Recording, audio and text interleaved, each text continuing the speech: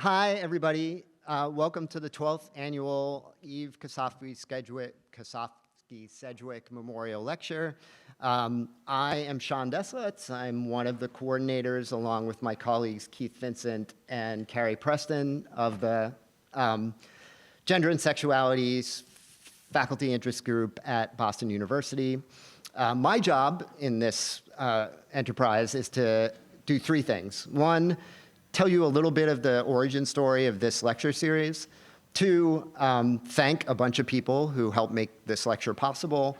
And three, introduce Professor Takeo Rivera, who will in turn introduce Professor Tavia Nyong'o, who is our featured speaker. The BU Gender and Sexuality Faculty Interest Group is usually called GenSex by those of us who participate in it, so that's what I'm going to call it from now on.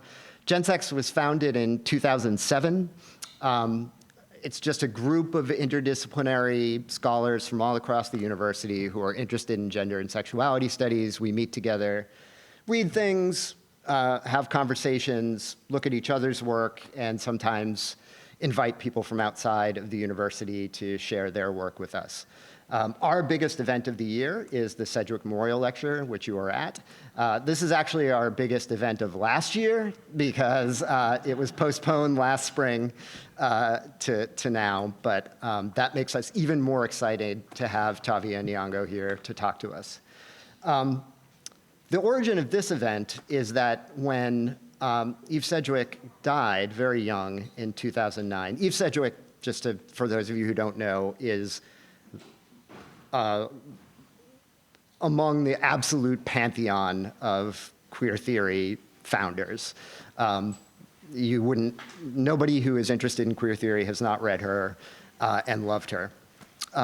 When she died, the people who were involved in GenSex at the time remembered that she had taught at BU in the 80s and held a conference where they brought together 13 of Eve Sedgwick's friends and colleagues to talk about her work and her life and her legacy.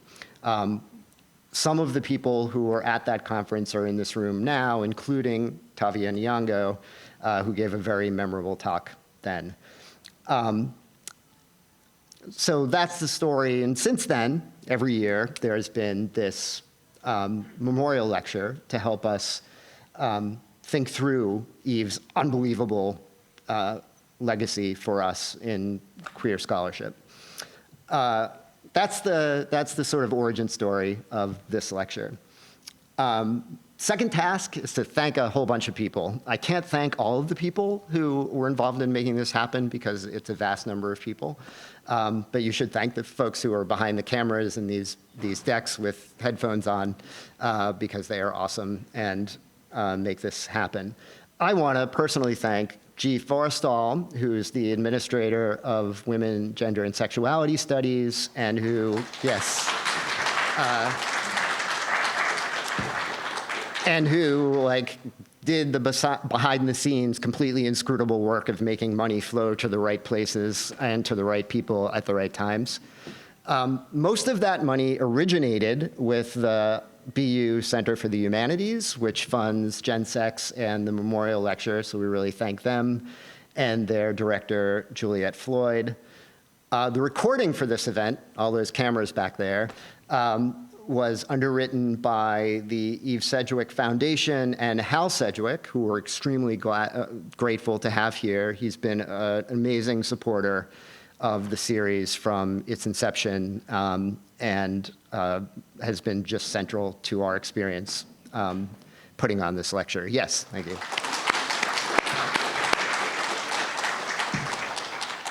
We also got help from a bunch of departments, from the departments of English, History, Religion, Romance Studies, Sociology, World Languages and Literatures, the programs in African American Studies and Women, Gender, and Sexuality Studies, and the LGBTQIA+ Center for Faculty and Staff. Very grateful for their support. My third task is to introduce my colleague, Takeo Rivera, who will, in turn, introduce Tavia Nyong'o. Takeo is assistant professor in English and WGS and probably other things, African American studies. Yeah, also African American studies. This is his book. It's called Model Minority Masochisms. Oh, just masochism. No, only one masochism. Performing the Cultural Politics of Asian American Masculinity. It was published by Oxford University Press in 2022. He is amazing, and please welcome him to the stage.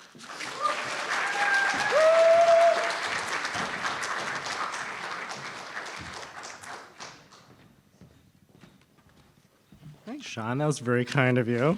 I didn't expect that. All right. Well, it is a great honor for me to introduce Tavia Nyong'o to you today, and I intend to do just that. But first, I would like to take a moment to acknowledge the historic moment we are in. Not only are we on the cusp of a potentially world-shifting election that is equal parts monumental as it can be cynical, but we are also more than a year into a genocide unfolding on the Gaza Strip whose brutality is enabled by our tax dollars, our government, and our weapons. I say this because in a moment such as this, it is important to acknowledge the immense privilege we have to gather here today in safety when every university in Gaza has been reduced to rubble by bombs we have provided, and also to appreciate the precarity of scholarship that dares confront power and help foster means by which we can make our lives more livable, more equitable, and more just. To be clear, it would be a disservice to reduce the profound complexity of Professor Nyong'o's work to a simplistic assignment of resistance, but I think it is nevertheless safe to say that his writings, his ideas, help theorize and undercommons a repertoire of survival that is instructional to us today. Now, it is difficult to underestimate Professor Nyong'o's stature in a number of fields. Within performance studies, Black studies, and queer theory, Tavia Nyong'o is the academic equivalent of a household name. And although he is now chair and William Lamson Professor of Performance Studies at Yale, he has been influencing all three fields and many more since he was a graduate student.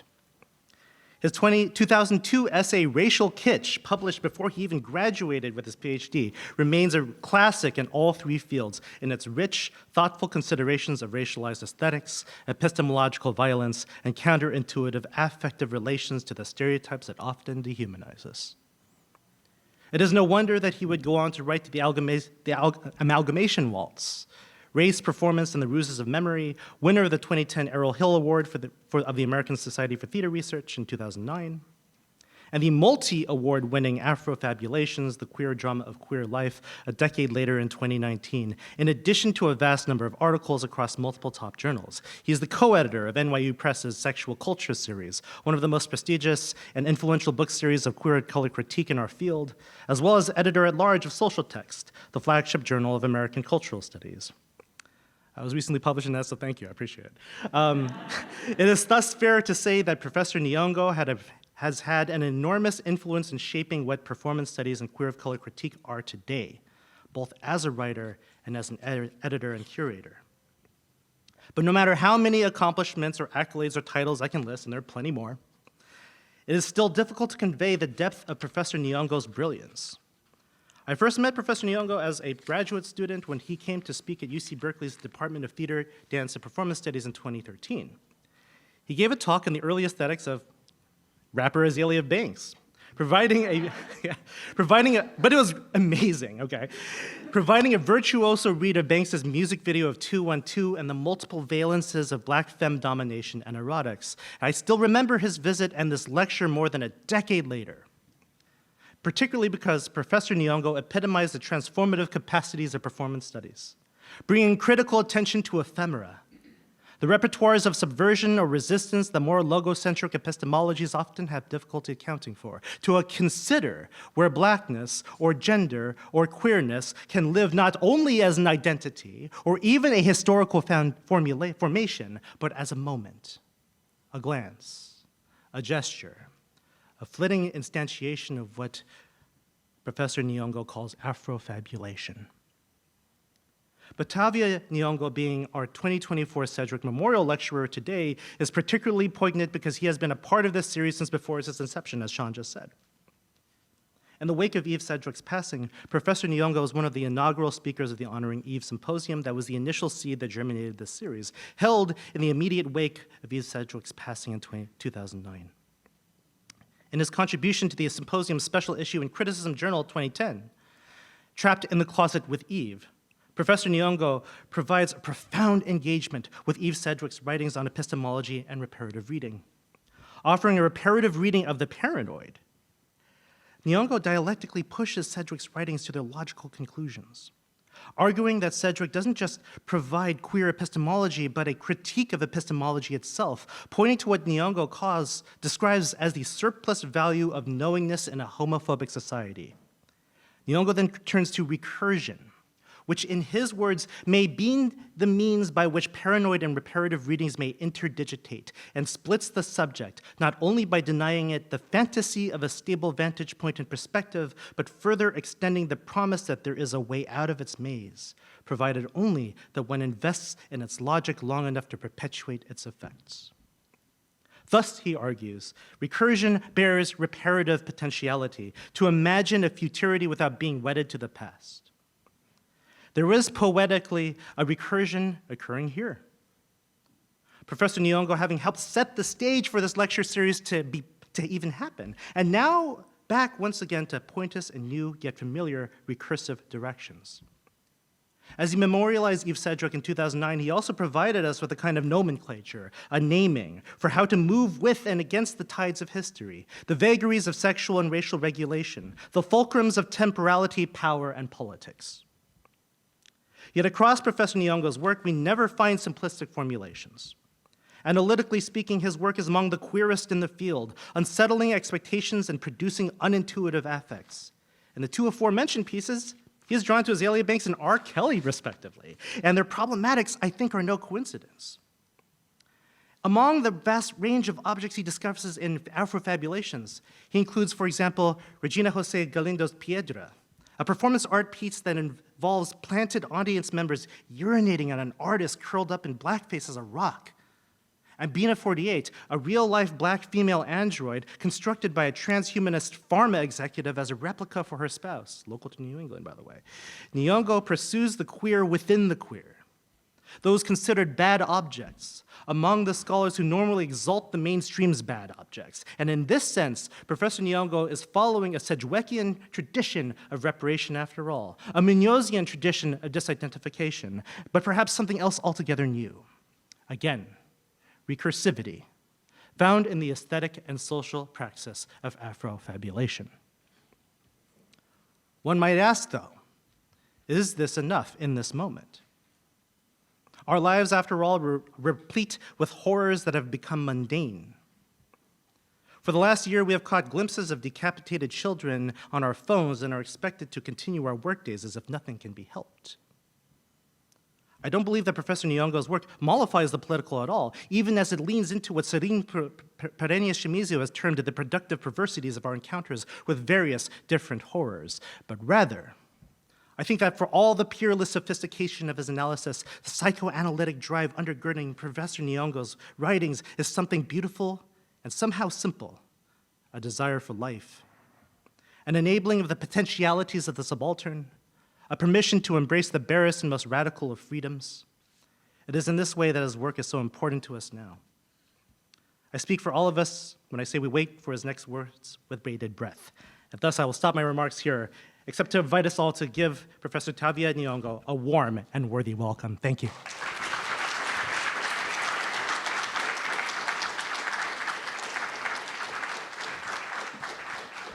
Thank you. You got to shake a hand after an introduction like that. Thank you so much, Takeo, for that really, really kind introduction. If you wouldn't mind sending a copy of that to my dean, I feel like that. You know, at first I was like, this is too much, this is embarrassing. And then I'm like, no, my dean needs to read this. And I'm so grateful to Hal and to Keith for the invitation and for your friendship over the years. I'm grateful to everyone, G and beyond, who worked to reschedule this lecture after I was unable to travel last spring due to a COVID scare that mercifully is not was not serious. I'm glad that the audience came back. I was not sure if they'd be like, well, you know, trick us once, you know, but you came back, so the room feels full. And being back at BU is special to me. It's hard to believe it's been 15 years since I participated in the Honoring Eve Symposium. But it is 15 years, and I didn't expect to be in the Howard Thurman. I didn't know his connection to BU, but it just so happens that the search for common ground was just a kind of set piece of my childhood. I really kind of grew up around his view towards the inward path, and so that's another context that I'm somehow evoking here unexpectedly. In addition to the words that I prepared for the Eve Kosofsky Sedgwick lecture. So as fortune would have it, the unavoidable delay of this talk offered me the opportunity to present a version of it before audiences in Aotearoa, New Zealand, and those audiences and interlocutors have indelibly shaped the thinking I have begun to do on the question. Is this on, by the way? Am I amplified? Okay. Tilted up, yeah. Somehow I got the sense that, okay, thank you. So where was I? Just back from New Zealand, and it indelibly reshaped thinking that I had begun to do on the question of the title for today, what is a queer ancestor? My visit to Maori territory and my immersion in their practice of whakapapa, or genealogy, has both ratified my sense that this is a real question, a question that might even come in years ahead to reorient queer theory from the perspective of the Global South. It has also understood the importance of my issuing a disclaimer. I will not be providing a neat answer to the question, what is a queer ancestor? So if you came for that answer, I apologize. Instead, it is a question that I hope to enlist your insight and curiosity as an audience in giving shape and substance to, right? So not the answer to the question, but why are we motivated to ask it in this present moment? As I will discuss shortly, this talk also grows out of a hybrid practice of scholarship and curation that I have been engaged in intensively and somewhat accidentally since 2020's so-called racial reckoning. This hybrid practice has brought me so much closer to the creative act than my former life as a scholar alone ever had, that I have taken to likening it to Alice's adventure through the looking glass. And as Gilles Deleuze's marvelous reading of Lewis Carroll demonstrates, Alice's journey reveals continuities of sense across seeming inversions and reversals. So these insights into the interpenetration of apparent opposites harmonize with Eve Sedgwick's late interest in philosophies of non-dualism, which I will give some attempt at today engaging. In her essay, Come As You Are, Sedgwick offers readers an account of non-dualism that is at once utterly typical of her singular style and broadly available in its appeal. So many aspects of what we have come to know as queer theoretical writing, the powers of association and anecdote, the use of life writing to realize abstractions, the deconstruction of binaries beginning with gender, all appear here in their multiform glory. While it might be true to classify Come As You Are into a genre called cancer writing, such classification would belie one of its durable takeaways, a perspective on, quote, reality not as what's true, but as what's realized, what is or has become real, unquote. It is into this gap between knowing something and realizing it, after all, that Sedgwick inserted her own creative practice in poetry and fiber arts into that talk. When I began curating, it was out of what I took to be a clear and present call. I study and teach the live arts.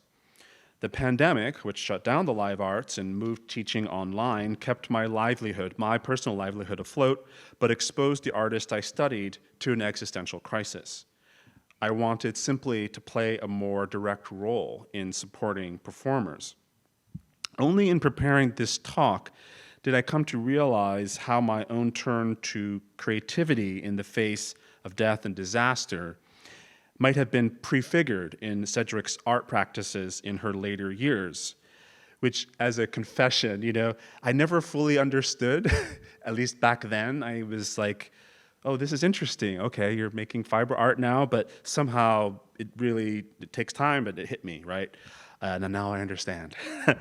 Creative practice helped her realize the non-dualism between self and non-self, between form and emptiness, and between living and the bardo of dying.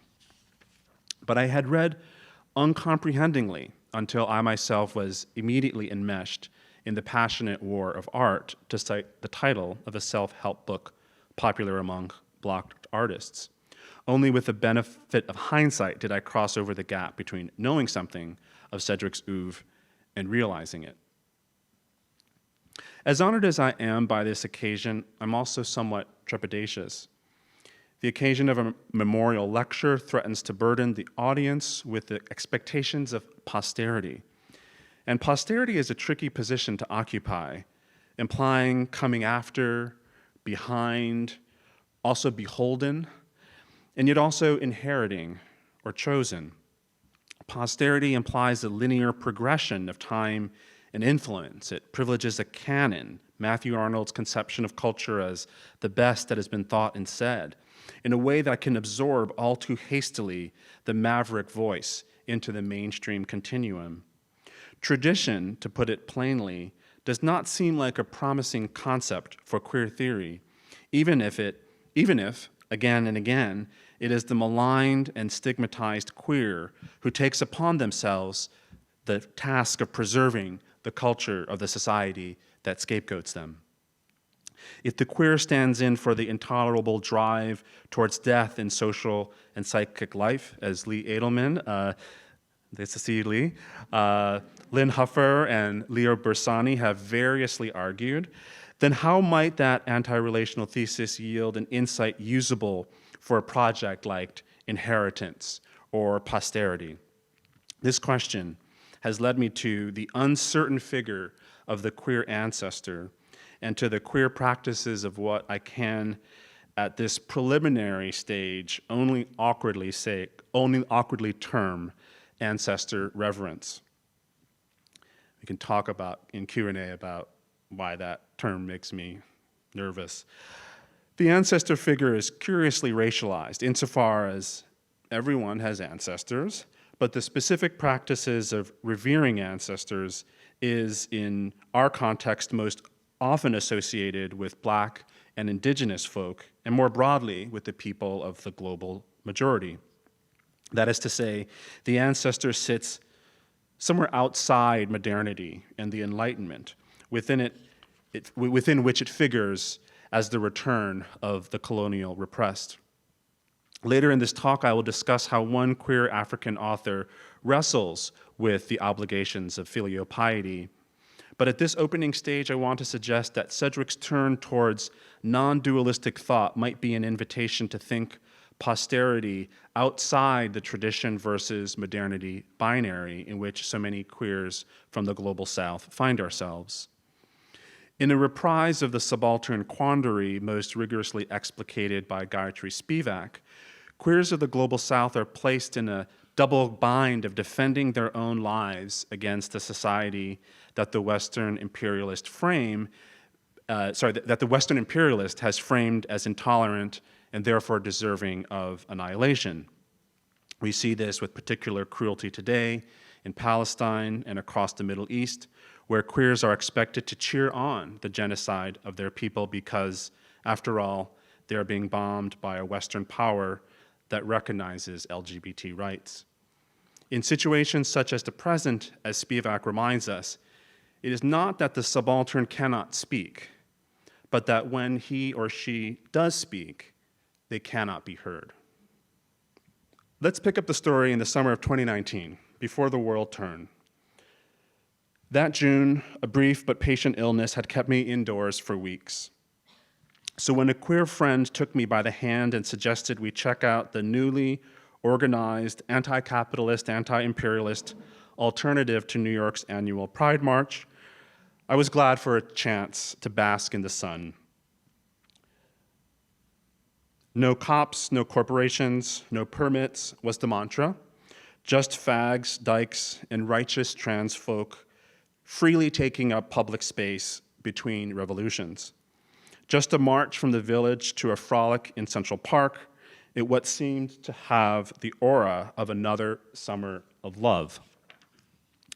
Shutterbug that I am, I captured some images of that day, including this one of a contingent holding up banner images of some queer icons. David Bowie, James Baldwin, Jose Munoz, and Kosofsky Sedgwick. I had noticed these types of banners before at queer marches, but these ones struck me for the care and precision that clearly had gone into turning these individuals into a retinue of queer saints. Now, I come from Protestant stock, as the opening allusion to Thurman notes, right? But I went to Catholic school as a boy, and I can recognize a religious icon when I see one.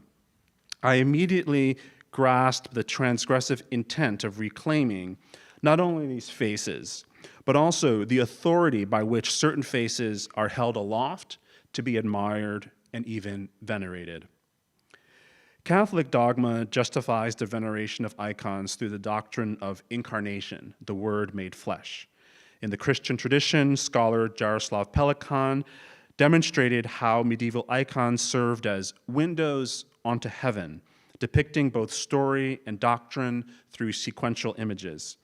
More than edifying, icons compelled the Orthodox through physical interaction and communal ritual. Picture Bibles, such as the one I had as a child, were called Biblia Pauperum, a pauper's Bible, underscoring the class divide between the literate elite and the multitude. Church and state have united over the millennia in the persecution of sexual and gender dissidents. Bearing the stigmata of this oppression, I could not help but be struck by these images on a sunny day. Why bring that religious baggage with us into the joyous struggles of the present?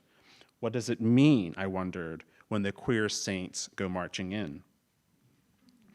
My partner, who is a historian, says that we are entering a neo-medieval age, one in which modernity, with its grand progressive narrative, is being broken up into 1,000 shards. The technological transformation happening within our lifetime, although it is almost always discussed in terms of the digital hegemony of Silicon Valley, might also be understood as a reversion to older forms of communication that predate print culture. Marshall McLuhan and more recently Chris Hedges have put forward the idea of a post-literate society. Don't worry, nothing like that's ever going to happen in Boston. This will always remain a highly literate society. And so as soon as I came off the train, I was like, all right. Elsewhere, we had this problem. And such a society is the frequent subject of speculative fiction by authors like Ray Bradbury and Gary Steingart. In this regard, we can also note a spike in interest in asemic writing, scriptive practices that are unmoored from the compulsory literacies of hegemonic languages like English, Arabic, and Mandarin. If I've read the tea leaves correctly, the post-literate asemic future portends a multitude whose literacies extend beyond the typography of ecclesial authority. So parades and processions among the oldest public rituals are now transmogrified by the ability of modern media to record and relay them around the world. And I'm not just talking about the recent Olympics.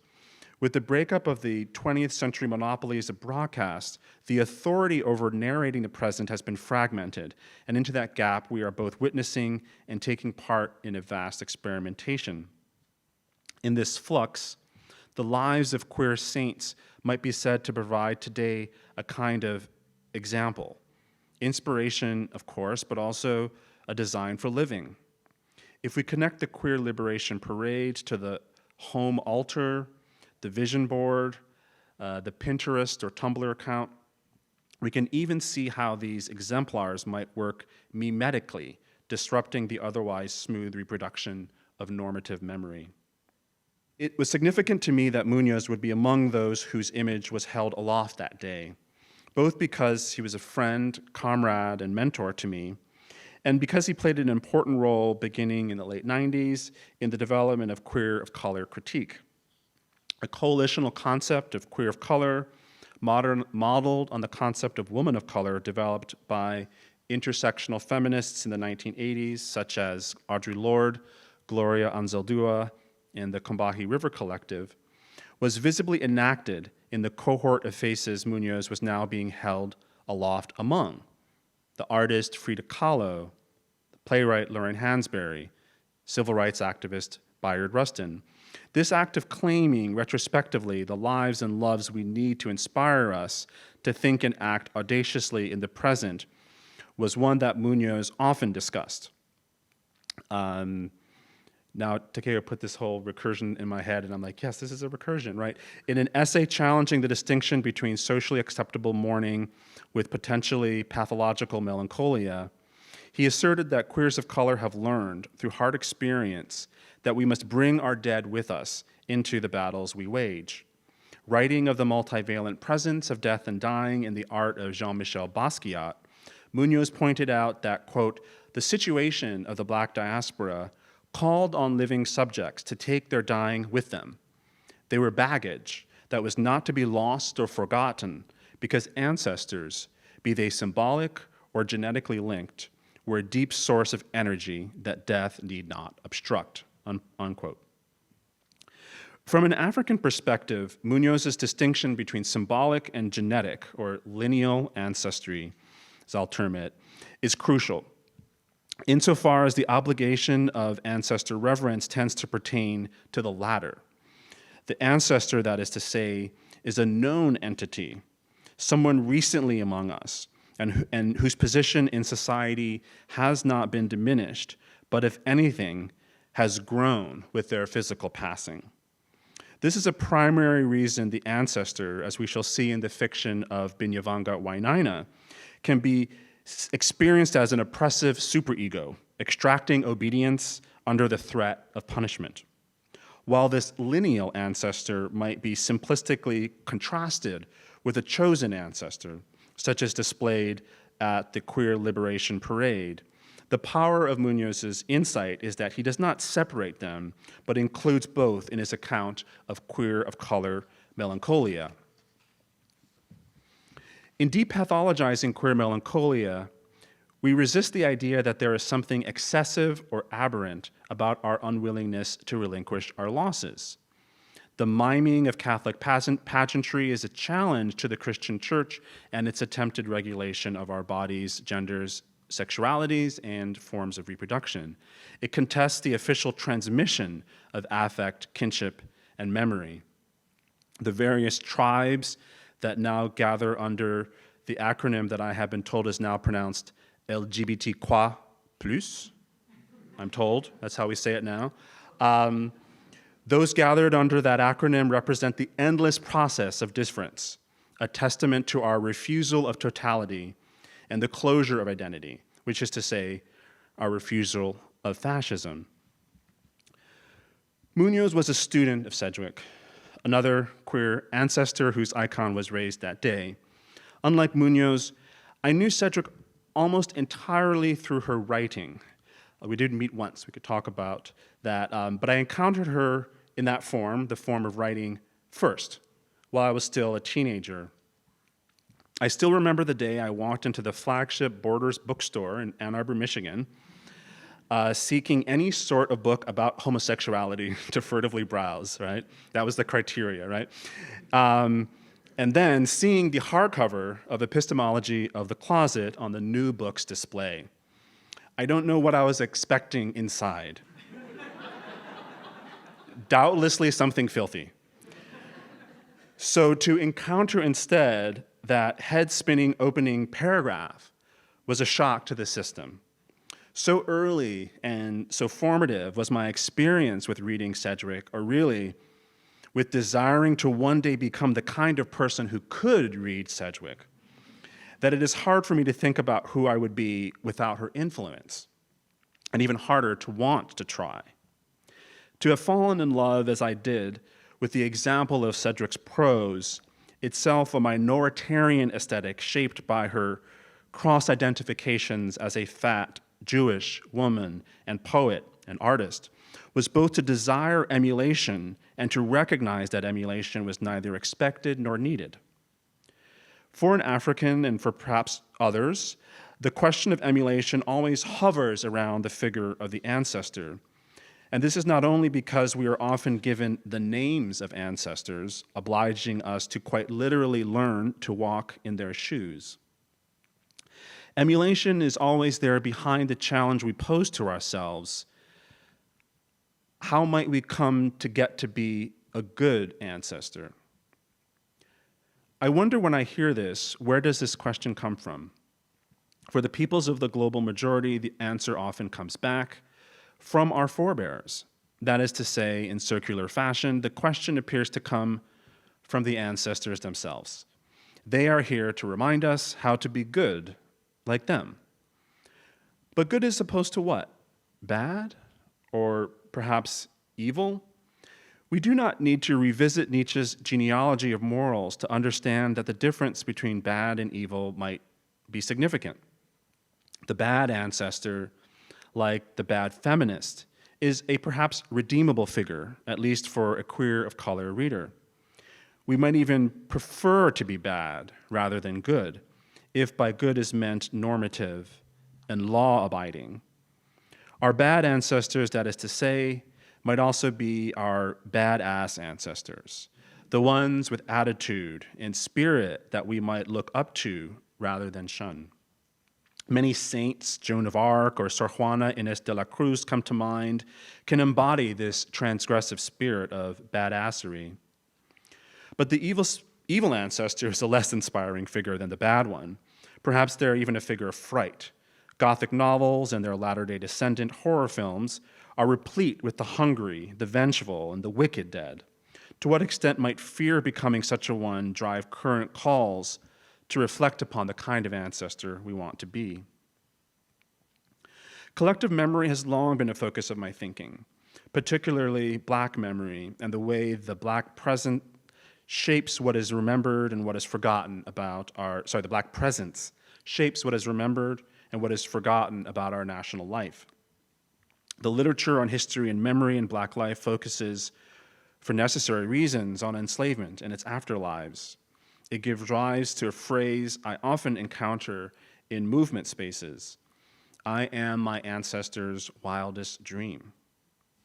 This phrase, I think, appeals to the healing power of collective memory. It affirms Black survival and resilience in the face of a violent and phobic society. It is a stirring and empowering relationship to the past and recruits the figure of the good ancestor towards a narrative of sacrifice on behalf of our present achievement. If only he or she could see us now, the slogan goes, would they marvel? In contrast to this redemptive connection between past and present, more skeptical thinkers like Saidiya Hartman and Stephen Best have cast doubt on our ability to produce ourselves as our forebears' wildest dream. For Hartman, there is an ever-present danger of producing romance out of an unredeemed and unredeemable past. And for Best, there is the somewhat paradoxical sense in which melancholia itself can impose narrative closure where no such closure is available. From differing standpoints, both authors offer up disorientation rather than a stable link to the past, and a sense of vertigo where we expect a reassuring foothold. It makes a difference, I think, that both scholars work with an archive that, as Hartman aptly puts it, is also a tomb. Documents of Black existence that record our reduction to tables of numbers in some ruthless economy of extraction. The systematic violence of this archive requires, as Dinah Taylor argues, a repertoire of performance to transmit counter-histories from below. In the repertoire of performance, the ancestral figure never stops changing, even as we also remain in flux.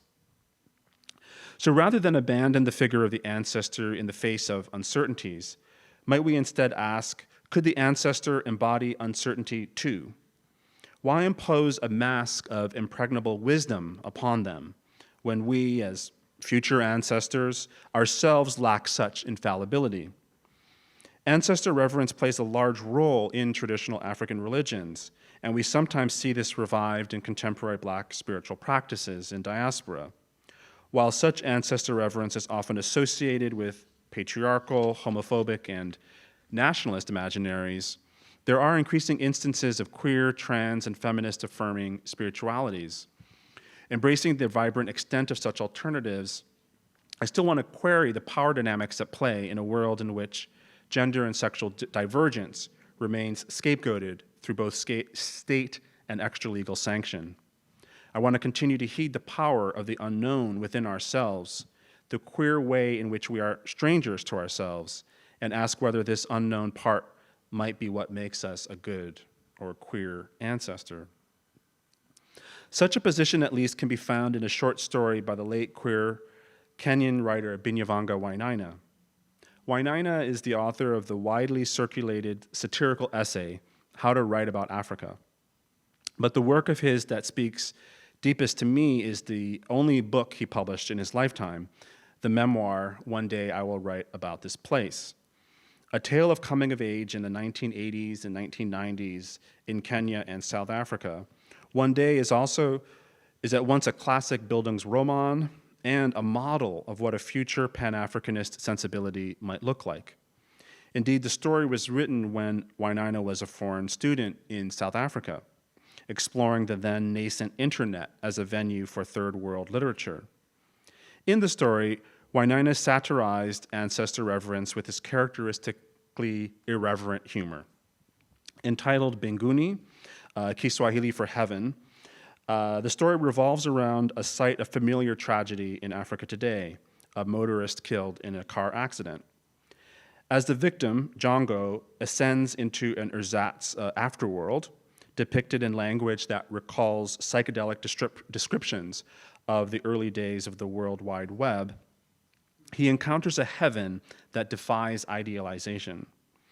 Here's a passage in which Django experiences the afterworld in terms set forth by, and I quote, terms set forth by his father's mania, to become an esteemed ancestor, as Zulu tradition dictated.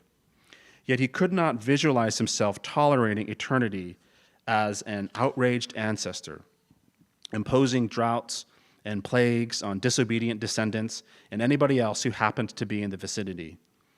Ancestor worship was a religion his father had tried to drum quite often literally into his head, and it was one he had discarded with relief. The concept of ancestors scrutinizing and guiding people's lives had always inspired images of power-mad old voyeurs playing African roulette, giggle, giggle, whom shall we play with next? Rwanda? What if one descended from a long line of assholes? Unquote. Mbinguni insists on the tension. It's funny, that got a lot of laughs in New Zealand, but it depends on what your relationship is to ancestry, I guess, Take it up with Binyavanga, right? Mbinguni insists on the tension between embracing the ancestor as our indigenous conscience and the irreverent queer impulse to mock figures of stock patriarchal authority. In his reference to the Rwandan genocide, we can also hear an African theodicy, or grappling with the fact of evil as that which tests faith in a powerful and benevolent God. Rather than certainty, we encounter self-questioning and a grappling with the inner unknown. By the end of the story, Wainaina's protagonist, Django, has himself become a queer ancestor, but only by undergoing a transmigration of soul that leaves him raptured out of any vestige of his personal self. This merging with a deep, almost bottomless personality might be read in various ways. One good way might be to think about it in the context of Sedgwick's reflections on the bardo of dying. In Tibetan Buddhism, as she explains, The minutes, hours, and days after physical death are crucial for the soul in its transmigration, and there are specific practices one can cultivate to assist oneself and others in this passage. Binguni is a Pan-Africanist bardo of dying, and reading it in this way may provide means for future scholarship of how African and other writers from the global South were unacknowledged participants in the efflorescence of queer theorizing that we have tended up until now, centered in locations like Boston, Berkeley, and Durham, North Carolina. But one thing is clear, to return to the story and narrator, is that Django experiences the bardo of dying as a liberation from his father's mania to be a good, that is, an esteemed ancestor, insofar as his queerness, read here as his failure to reproduce, is accepted and merged into the deep, rather than pathologized. Wainaina's story can be read as offering a reparative reading of traditional notions of ancestry and heritage, accepting them as real, but seeking out alternative frameworks for their realization that can account for queer difference. More minimally, he is pointing out a gap between the past and the present that we all have to contend with, a gap into which we encounter a cacophony of voices clamoring for our attention. The past, need we be reminded, is a vast, rivalrous, and incommensurable array of knowledges. Decolonizing the present order of knowledge is not a turning back of the clock of the world, but a more thoroughgoing refusal of the empty, homogeneous time of colonial modernity, a refusal which in turn opens out alternative durations for Black, queer, ancestral becoming. Rather than return to tradition, I am more drawn to contemporary discourses of the ancestor that allow themselves to be experimental and speculative. At a recent gathering of Black arts workers, for instance, we began with an improvised ritual, calling out the names of the ancestors on whose shoulders we stood. One of those names was, ironically but unsurprisingly, none other than Binyavanga Wainaina, in part because of his very extensive work over the course of his lifetime to build opportunities for literature across Africa. Finding this critic of ancestor reverence inserted into the practice of honoring ancestral witness ought to be understood as a contradiction only if we fail to attend to the layers of speculation and multiplicity at play in performance. As I move towards my conclusion, I want to introduce a final thread that bespeaks this movement of the queer ancestor into the repertoire, a story in which I was myself involved in a modest way. In the fall of 1983, the novelist James Baldwin, then 60, sat down for a 2-day conversation with the poet Audre Lorde, then 50, at Hampshire College in Amherst, Massachusetts. The conversation was the brainchild of Gloria Joseph, a queer Caribbean-American writer and activist then teaching at Hampshire, where she co-founded the school's Black Studies Department in 1969. It was conducted over 2 days in front of a small student audience, and the transcript is divided into the sections on teaching the young and male-female frustration. It's a great title. The edited, very unqueer title, but there it is. The edited conversation appeared the following year in the magazine Essence, which had a national readership targeting Black women under the headline Revolutionary Hope. Although neither could have known it then, this was to be their first and final encounter. Baldwin died in 1987, and Lorde 5 years later in 1992. Intervening years and the recirculation of this interview have granted it increased significance. In conversations, most people I know who have seen it, particularly below younger than 30, encountered it on the blog of The Culture. Considering that Lorde and Baldwin are two figures who are frequently evoked as queer ancestors today, in 2021, a copy of the full transcript came into my possession, along with the idea that it should be edited and published. and I took on what I thought might be a short editorial assignment that has sort of blossomed into a multi-year collaborative investigation into the possibilities for fearless speech in repressive times. Considering that Lorde and Baldwin are two figures who are frequently evoked as queer ancestors today, it may come as a surprise to learn that in their only recorded extended encounter, they found occasion to disagree, at times fiercely. While the spectacle of intellectuals in debate is nothing remarkable, the Oedipalized drama of our foremothers and forefathers in dispute may prove anxiogenic. And indeed, there is something off about the encounter right from the start. Despite the best intentions and obvious gestures towards the convivial, when I first read the manuscript, I had more than one occasion to pause over what seemed like a missed opportunity. I was caught up in what almost every reader of the dialogue has had to confront, an impasse around gender, stymieing efforts to secure a revolutionary hope for Black folk. That Lorde and Baldwin felt obliged to retreat into gendered camps by the end of the conversation, with Baldwin defending Black manhood against the confrontational warrior feminism of Lorde, and Lorde threatening to cut off his head, has proved an enduring example of the intramural conversation of Black America spilling into print in the national media. And yet the longer I have sat with this text, alone and amongst others, the more I conclude that the easy reading is the wrong one, and that, read closely, there is much more to learn from this exchange. The freighted term American, which Baldwin claimed and Lorde disavowed, remains for us the same hot potato it was for them. While the interview failed to arrive at common ground, or even a shared understanding of concepts as basic as America and blame, its enduring importance remains in its modeling of agonism. And here I want to distinguish agonism for the more familiar word antagonism. Both imply encounter and even struggle, but antagonism tends to dramatize a zero-sum encounter with only one possible winner.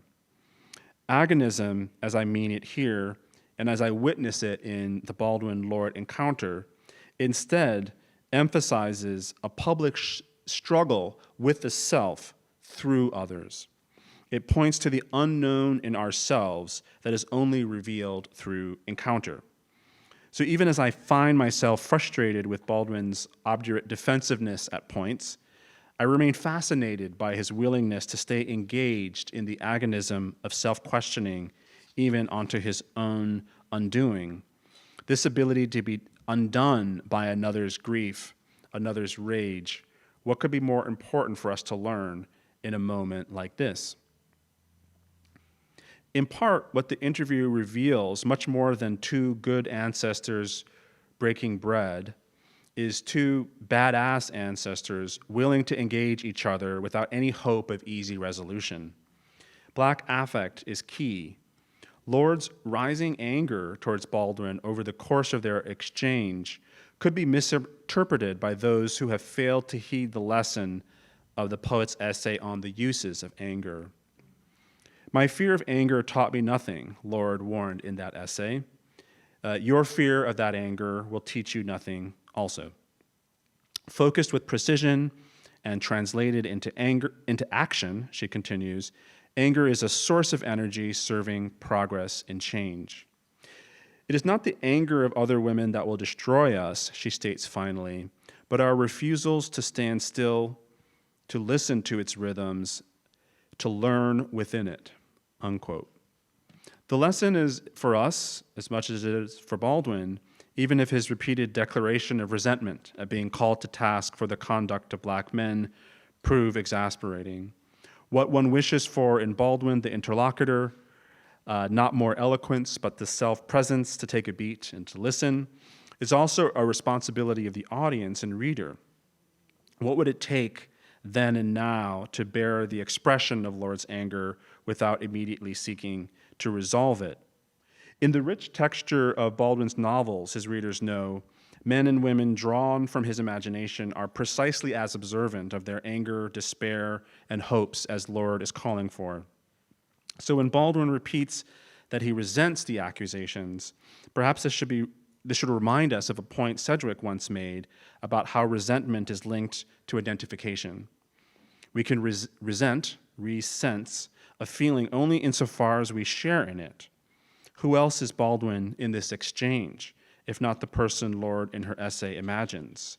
Quote, the woman who is terrified lest my anger trigger the explosion of hers. Had Baldwin perhaps read Lorde more carefully in advance of their meeting, he might have been able to find a use of his anger that did not repudiate the violence it was in response to. But we should also ask ourselves what we seek from such historical encounters. Can we at least interrogate our desire for the queer ancestor to always be right or perfect or good? At the suggestion of playwright Sarah Schulman, there we go. I reached out to the poet Claudia Rankine, who adopted the dialogue for a public reading, which was then performed with actors in New York and Berlin. This is from a New York public reading. And I achieved my lifelong ambition to have my friend Latasha Nevada Diggs perform Audre Lorde on stage. That was just a side benefit. She was great. A dream come true. My own editorial curatorial question was simple. As I said earlier, what would this dialogue from the 1980s sound like to contemporary ears? Through Rankine's vision and network, we even staged a new set of dialogues with new participants entitled Antagonisms, a Gathering, where we brought voices such as Audre Lorde biographer, Alexis Pauline Gumbs, her biography just came out last week, I believe, and Baldwin biographer, forthcoming biography by Robert Reed Farr. So they were not there to rehash the Essence interview, but to pose the question of revolutionary hope in our own moment, right? So really to kind of restage the occasion rather than the content.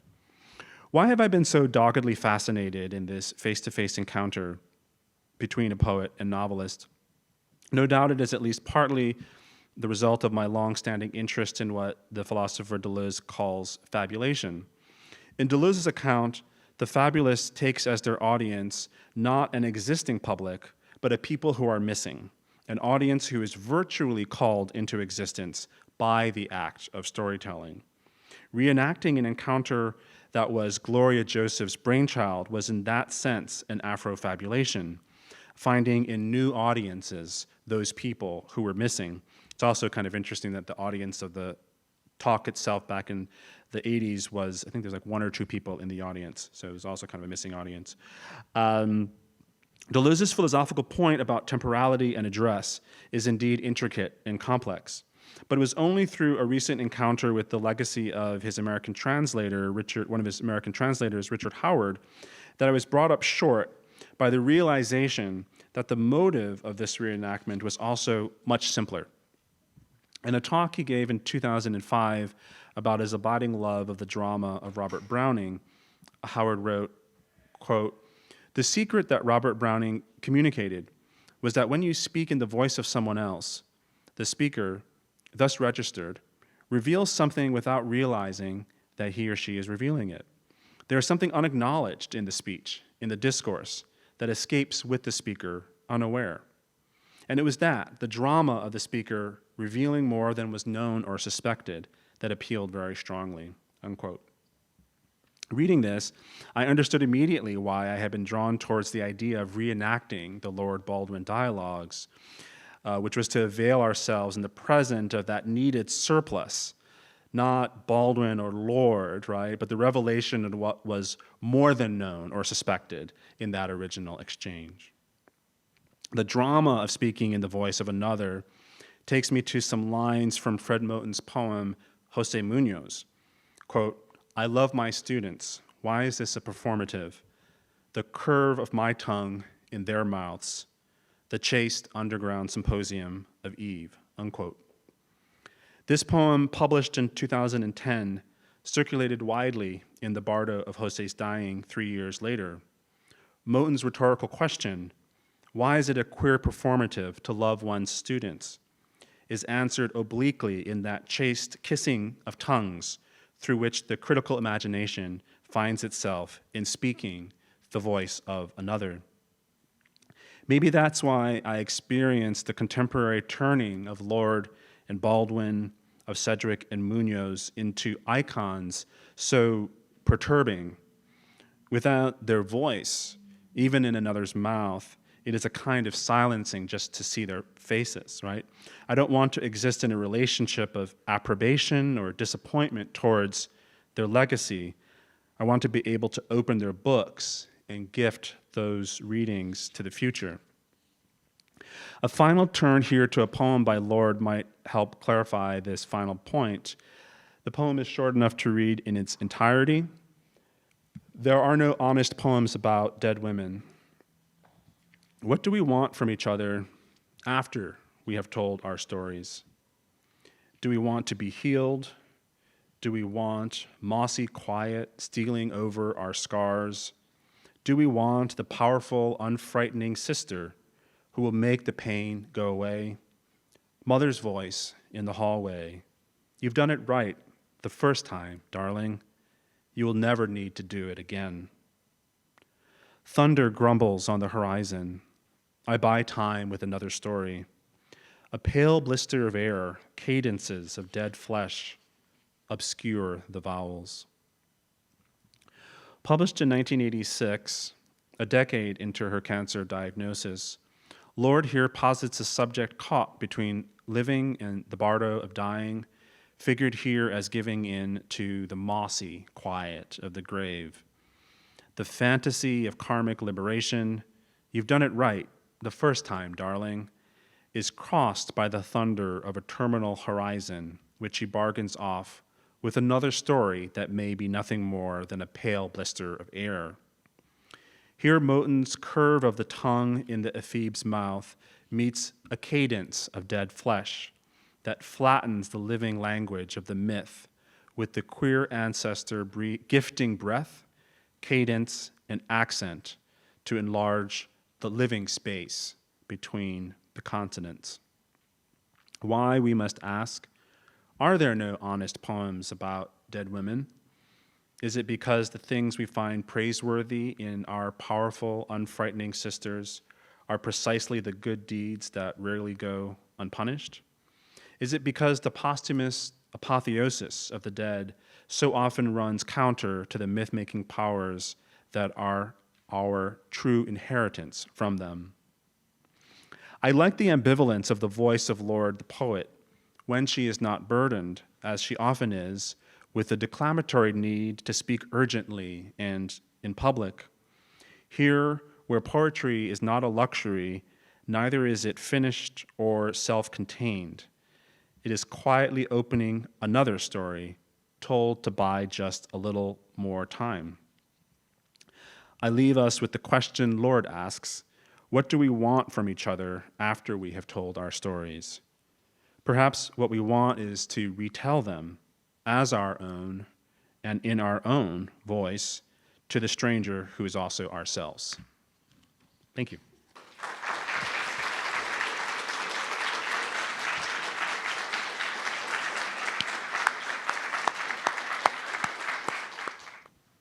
Thank you so much for this talk. My name is Siobhan Kelly. I'm a postdoctoral fellow here. I was wondering if you could talk a bit about the gap you see between saint and ancestor. In your talk, we sort of go from these saintly iconographies sort of right into the language of ancestor. I see a gap there, and I was wondering if you could talk about why you find yourself leaning on the language of ancestor, sort of what it's doing for you vis-a-vis saint. Also thinking about Halperin and Saint Foucault. Oh yeah, and Saint Genet too, right? But yeah, so it's a whole can of worms, right? And I'm glad that you noticed that lack of adequate transition between the saint and the ancestor. In the talk, I was really trying to collate, instances like the icons that I saw at the parade, which I've seen pretty much every summer. Subsequently, they're also in, those of you who take a trip to New York and to Judson Church, they now have started to replace the stained glass windows with these icons to bell hooks and Audre Lorde and others. So then I kind of, but then also the evocation of the ancestor in sort of academic and art context. So the broader connecting concept that I'm just beginning to think about is would be like the intercessor, right? Like what links them is this idea of an intercessor, right? And partly the reason I'm obsessed with the ancestor is that it is both is because the combination of figurative and chosen ancestry, right? Or even like a saint who would come from myth and narrative from centuries past, right?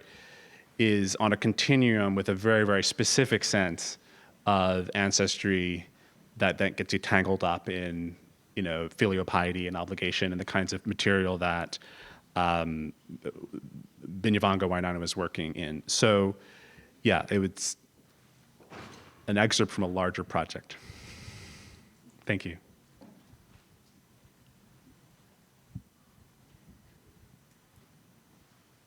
See a question over here? Hi, thank you so much. I am Kirsty Francis, also a postdoc. I was really struck by the resonance between Audre Lorde and Kosofsky Sedgwick, both of whom you described as kind of doing cancer writing, and thinking about. I was wondering if you could speak more about kind of the self-conscious formation of like knowing that you're becoming a queer ancestor, like in the moment. Thinking also about like kind of maybe the large archive of like AIDS writing. Similarly, like how does kind of that sort of self-conscious move or that sort of self-conscious literature kind of impact, or what thoughts do you have on that as a part of kind of the queer ancestor formation? I feel like I should just, we should just like come as you are and then have a conversation about it, because that's really what,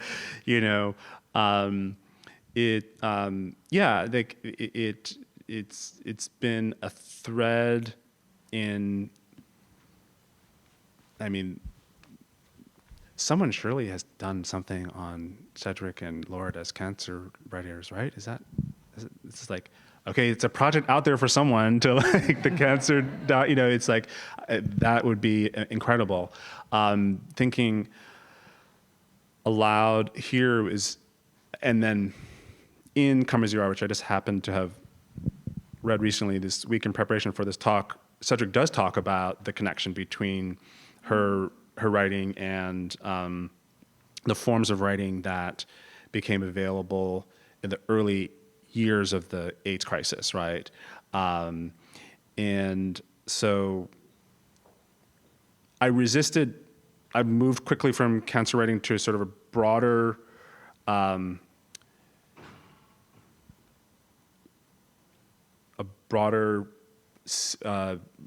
takeaway, for lack of a better word, from the talk, in part because I was very interested in the, as I said earlier, one of the things that I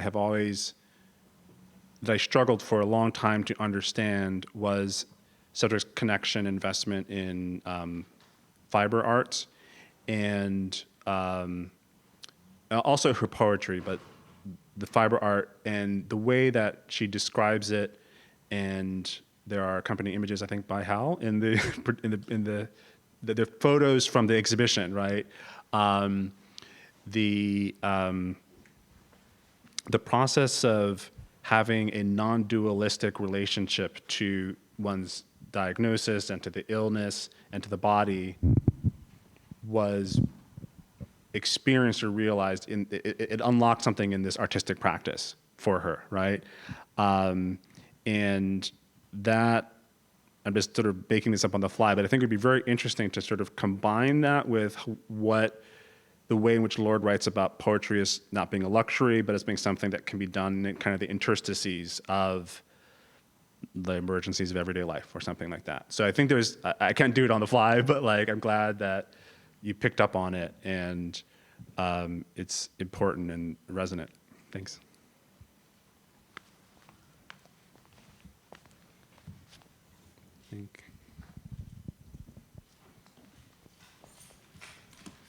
Thanks, Chris.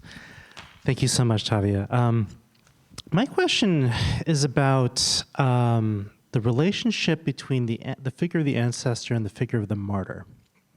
And I'm thinking about that a lot. In my own book, I talk about Vincent Chin in '82, but also I'm thinking about, obviously, George Floyd, Emmett Till, and of course what's going on now in Gaza, and how the victims have been described as martyrs and thought of as martyrs and termed as such. And of course the hook, of course, being that the martyr is they who have been killed unjustly, right? There seems to be, I feel like in many respects, we're operating oftentimes in a politics of grief, in a politics of being, and think about Judith Butler and grievability, right? Like making Black Lives Matter by making this death matter, right? Like this had an impact on us.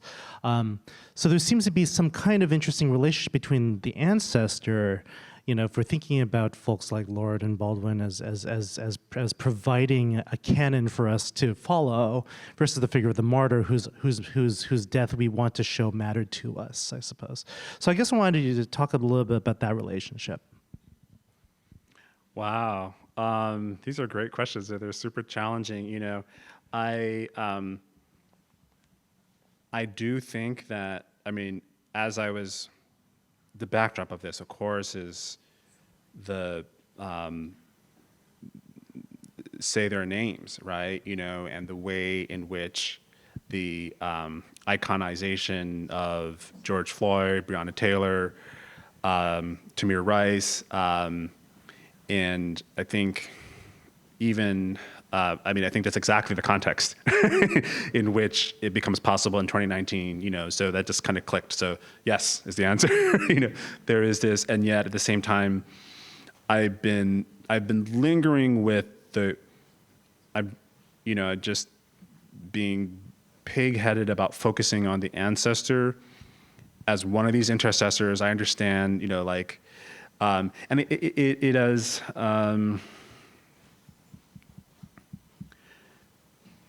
it's a basic point, but maybe not, right? That like the queer ancestor troubles this idea that the ancestor is lineally related to you, and I think of all about the whole ways in which the families of people who have been like martyred to the white supremacist police state in the US are then kind of recruited to do this obligatory work, right? Often at not insignificant, like psychic and affective, like families who were not together or have to be together, like the lawyer. I think in the past, just this past week, I saw, one of the lawyers for the families of someone, the Jordan Neely, the young man who was murdered in the subway.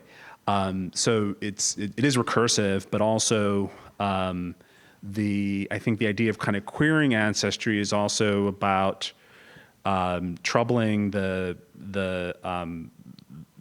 normativity of who has to.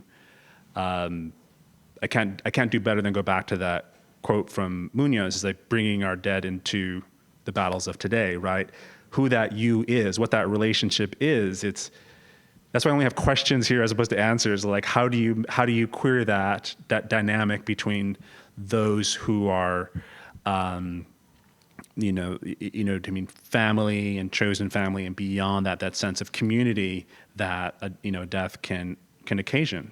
Right?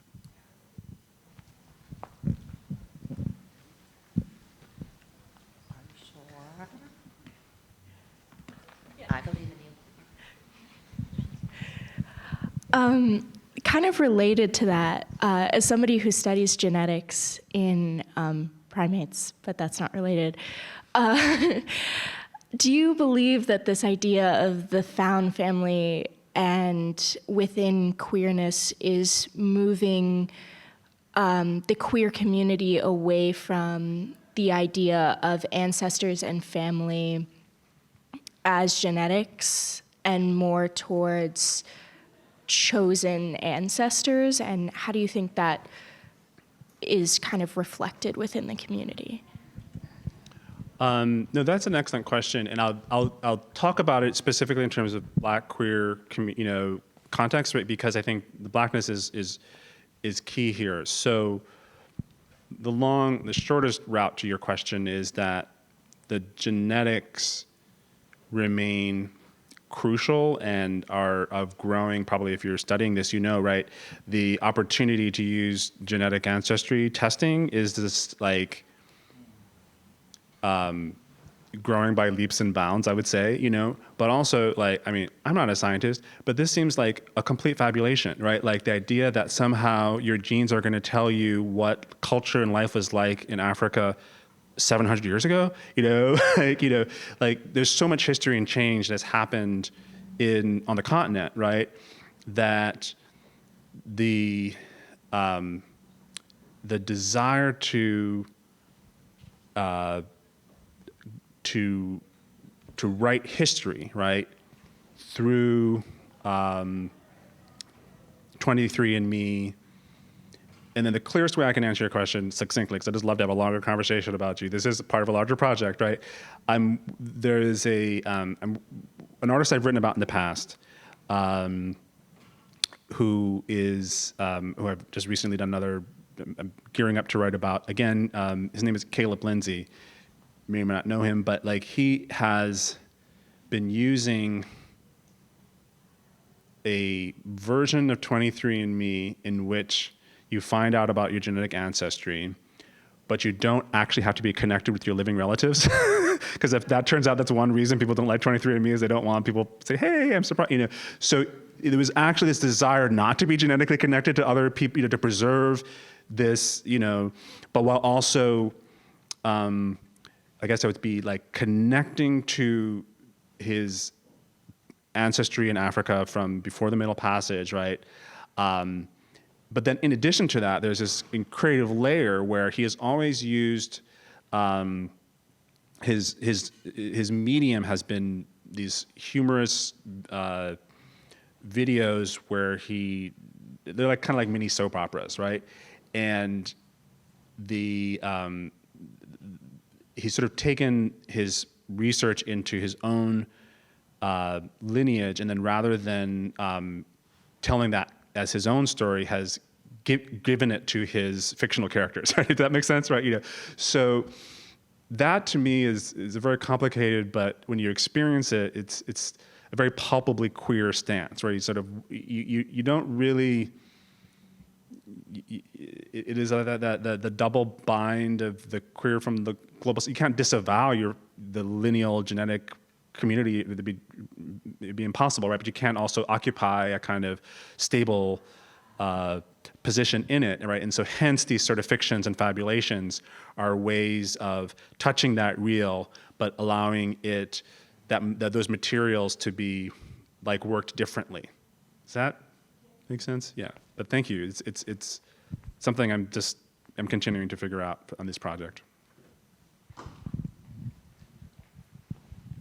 Thank you so much. Oh, sorry. Okay.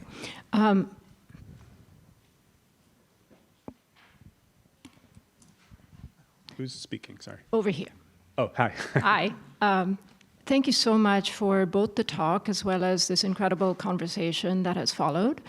And I would love to hear you say more about the ordinary as ancestors, and not just in those sort of moments, you just mentioned George Floyd and others who become icons after their death and their murder, but also just when we look to ordinary chosen people, sort of in terms of as ancestors. And I'm even thinking about cases or instances in which we know very little about them.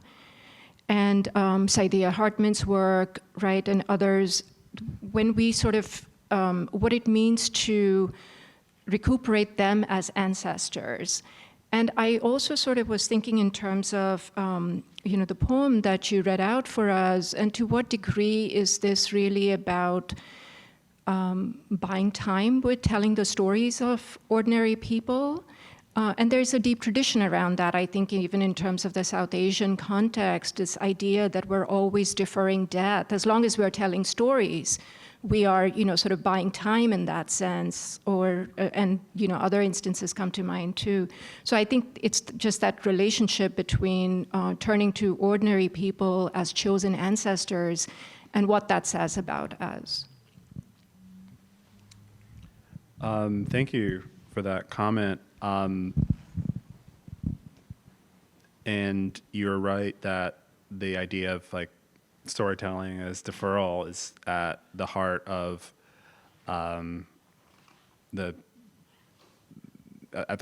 what I'm focused on here in my reading of that poem. And I'd have to think more, to be honest, about the tension between the ordinary and the extraordinary, I suppose, or the exemplary. I do think that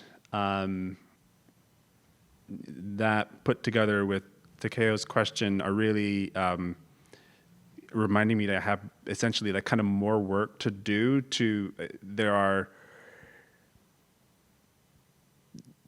because my anxiety around this kind of iconization of the extraordinary, right, as I said it towards the end, right, is that it puts the icon face and out, it's like more people now, many more people know like James Baldwin's face than have read his novels, right? And more people have read like, quotes or memes that are inspired, and Lorde in particular, just as a bit of a digression, because she's so much the advocate for the ordinary and the importance of putting ordinary life into poetry. But the connection I'm going to make, we were at dinner the other day, and names withheld to protect the innocent. Someone was saying, I think, isn't there too much happening with Lorde right now? I was like, how could there be too much Lorde?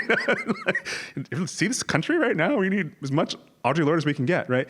But that, we were like, so what is it about her writing? And a lot of it is there are those, poetry is not a luxury.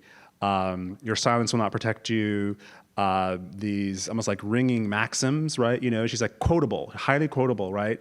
In a way that then makes it onto the meme, right? But then if you read a poem like this, it's like very different, same author, right? But a very different register, right? And she's not summing it up into something, into a rallying cry, right? And so I was trying to just call attention to that and sort of like find a space in her like oeuvre, as it were, that is actually, we have to read Sister Outsider, but then also Zami, and then maybe also the collected poems as well, like being a completist about Lorde as a way of getting toward that kind of ordinariness, as well as the more kind of heroic, saintly, icon.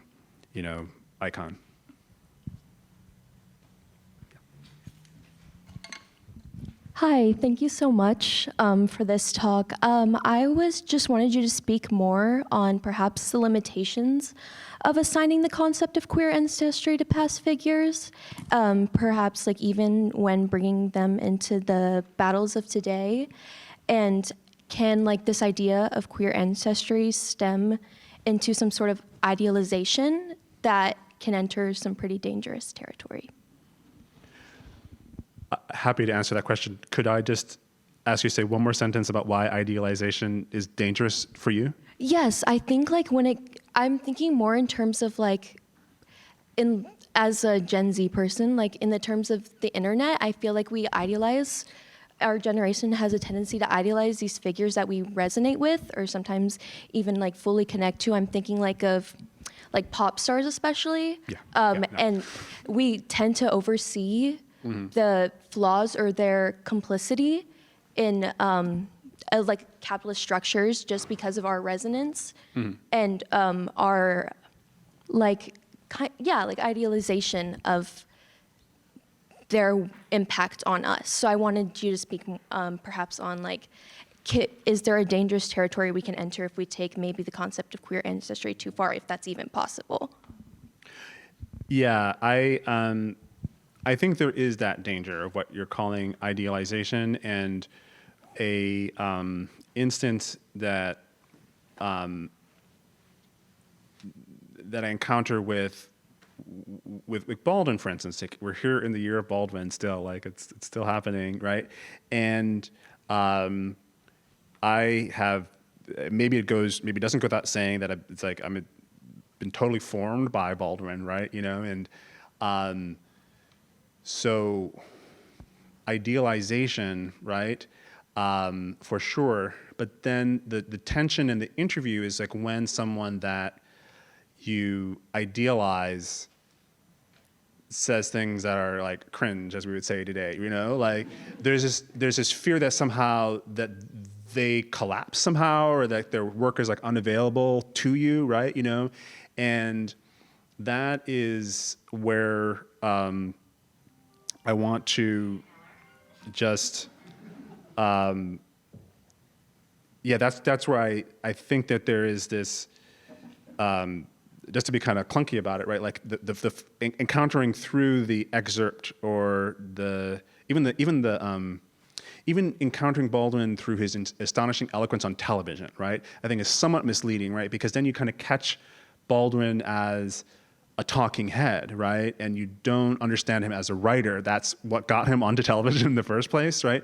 And if you think of someone as a talking head, then they are kind of celebrity. And then the first time they say something that like fucks up, you're like, oh, well, I'm done with them or something, you know?